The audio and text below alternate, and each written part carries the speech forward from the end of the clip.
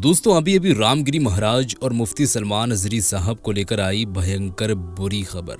ये एक ऐसी बुरी खबर है दोस्तों जिसको सुनने के बाद यकीनन आप ये सोचने पर मजबूर हो जाएंगे कि इस देश के अंदर में क्या कुछ चल रहा है, कानून को किस नज़रिए से देखा जा रहा है, संवैधानिक तरीके से भी किस नज़रिए से देखा जा रहा है, काम कैसे हो रहा है, किन के ऊपर में क्या कुछ इल्ज़ामात लगनी चाहिए, किन को जेल के अंदर में जाना चाहिए और जो बेकसूर जेल के अंदर में हैं वो जेल से बाहर आना चाहिए।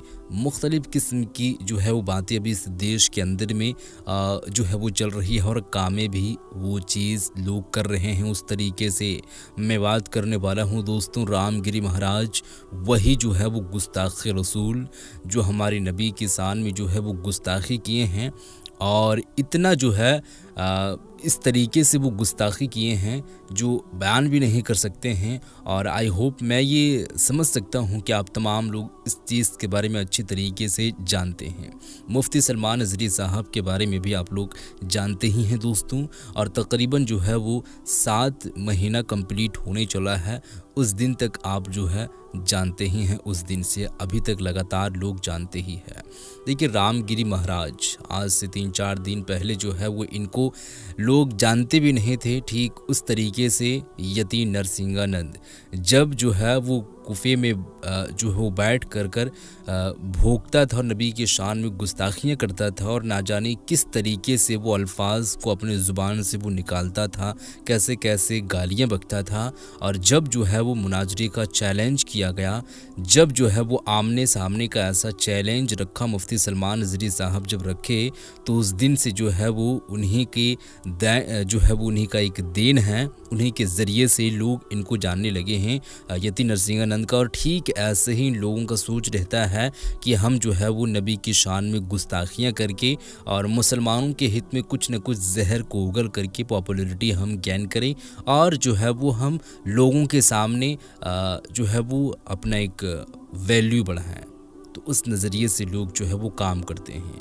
यहाँ पर अफसोस की मुकाम है दोस्तों कि किस तरीके से खुलेआम एक कम्युनिटी को टारगेट किया और कैसे मुसलमानों के दिलों में ठेस पहुँचा वो आप अच्छी तरीके से जानते हैं। लेकिन इसके बावजूद भी कई ऐसी जगहों पर, हालांकि रामगिरी महाराज के ख़िलाफ़ में मुसलमान भाई कई ऐसी जगहों पर जो है वो FIR दर्ज करवाने के लिए जाते थे लेकिन दर्ज नहीं होता था।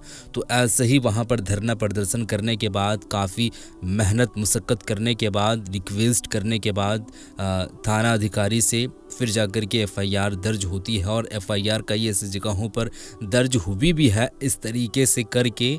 तो इसके बावजूद भी अभी गिरफ्तारी नहीं हुई है और अफसोस के मुकाम ये है कि उनकी जो है सिक्योरिटी को बढ़ा दिया गया है, ये कह करके कि इनके ऊपर में अटैक हो सकता है या कोई ना कोई अनहोनी घट सकता है, हो सकता है।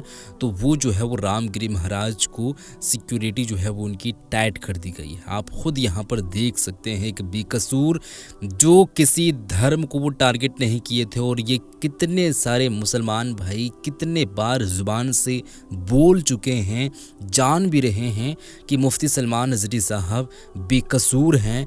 किसी कम्युनिटी को वो टारगेट भी नहीं किए हैं, पर्टिकुलर धर्म का नाम भी नहीं लिए हैं। वो तो एक फ़लस्तीन को लेकर के, इज़राइल को लेकर के बात कर रहे थे, एक शेर पढ़े थे जो किसी भी चीज़ में जो है वो अब अगर आप देखा जाए तो कम्युनिटी को टारगेट नहीं किया था। लेकिन उनके साथ क्या कुछ हो रहा है वो आप लोगों के नज़रों के सामने है और ऐसे इन जैसे लोगों के साथ में क्या कुछ हो रहा है ये भी आप लोगों की नज़रों के सामने ही है दोस्तों। तमाम ऐसी जगहों पर मुसलमान भाई सड़कों पर उतर करके प्रोटेस्ट कर रहे हैं, आंदोलन कर रहे हैं। अब देखते हैं कि इनकी गिरफ्तारी कब होती है या नहीं होती है या किस तरीके से काम में लेते हैं।